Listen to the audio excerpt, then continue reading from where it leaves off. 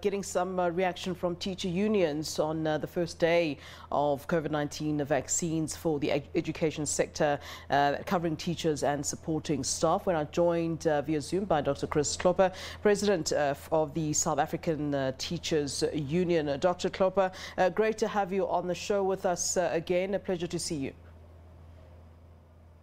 Thank you for accepting me and being able to speak to you. Doctor, of course, we understand that there were at some schools some early hiccups, quite a big hiccup, in fact, at Bloemfontein, where there were huge concerns about, social distance observation and so forth. But give us some of your feedback, with the teachers that are linked to your, that are affiliated with your union and some of the reactions that they have this afternoon when it comes to those jabs that they started to receive from today. Well, what I can report is I spoke to all my provincial secretaries in the 9 provinces. We also spoke to our elected leaders in all 9 provinces, and the feedback is quite positive. The only problem area that we identified was the congestion in Bloemfontein. And let's be honest about it, the question of keeping a safe distance, that is an individual responsibility, and that can't be blamed at, to the Department of Health or the Department of Education. Unfortunately, it happened, and hopefully it won't happen again. The feedback that we got from our members, many of them sent us many photos. They all seem to be happy with regard to the fact that they received the jab, and we are positive that we will be able to vaccinate let's say, the largest possible percentage of our members. Yeah.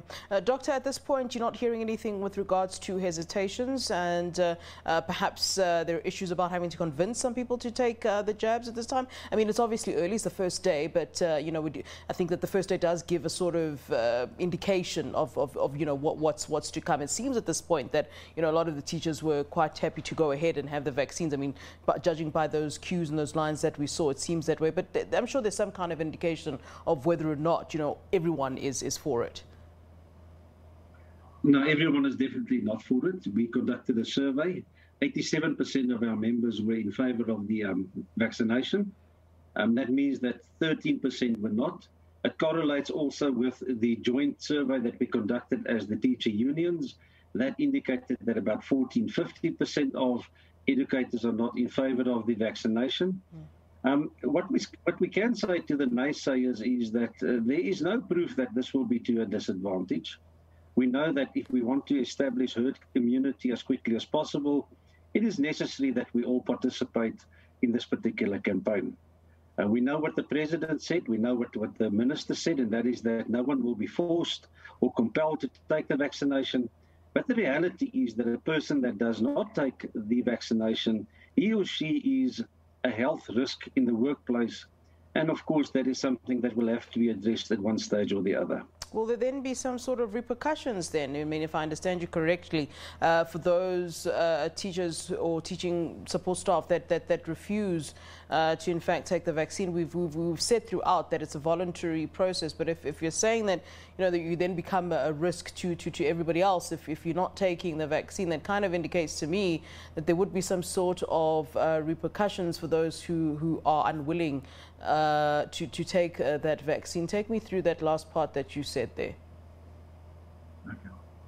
At the current moment, or let's say at NEDLAC, there were discussions with regard to what the position would be for any employee who refuses a vaccination, and any employer may implement a policy with regard to those employees who do not take the vaccination, because of the fact that in terms of health and safety in the workplace, such employees are a health risk.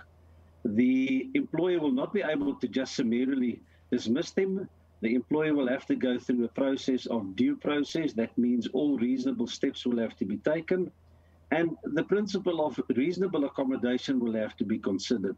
Reasonable accommodation, what that implies is that the employer may consider other options to employ the particular person. But for educators, we all know that an educator is an educator, and it's difficult to employ an educator in an alternative capacity than an educator. Yeah.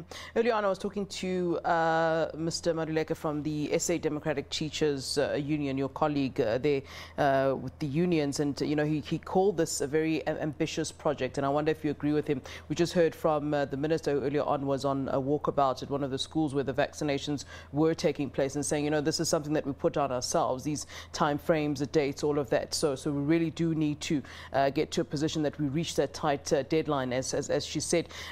Do you believe that, in fact, it is an ambitious project, but on the back of that, believing that indeed you'll get to where you need to get to in terms of this vaccination drive and process? We participated in all the consultative meetings. They showed us all the schedules of the vaccinations. First 300,000 that will be vaccinated in the first batch.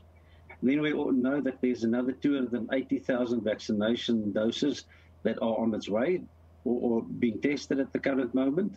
They will be utilized for the school governing body employees and also for the independent schools. We believe if we can keep up to with the schedule, if we can keep pace with it, then we should be able to complete this particular campaign by the 9th of July. The only province that hasn't started yet is Limpopo, and they will commence on Friday and on Saturday. All right, Dr. Klopper, always a pleasure to speak to you. Thank you, sir, for giving us your time. Thank you, and God bless.